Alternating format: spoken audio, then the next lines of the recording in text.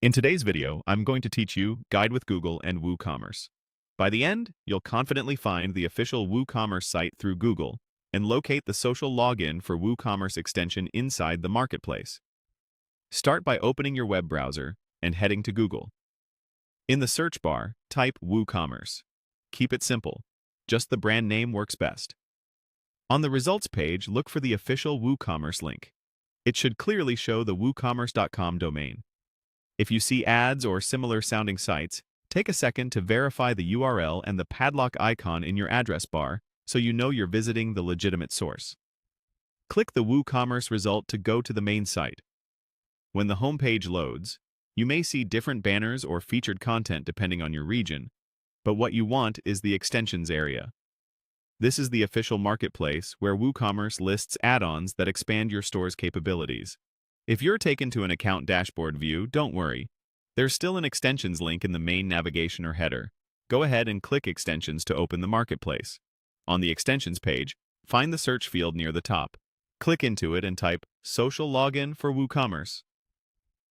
This is the add-on that lets customers sign in or check out using accounts they already have, like Google or other popular providers. It's a great way to reduce friction at checkout, cut down on password fatigue, and encourage repeat purchases by making the sign-in process faster. As you type, you might see suggestions appear. Stay focused on the option that specifically says Social Login for WooCommerce. If there are filters on the page, you can ignore them for now since a direct search should bring up the right result. When the Social Login for WooCommerce listing appears, click it. That opens the product page where you can review details like features, compatibility, support information, and documentation.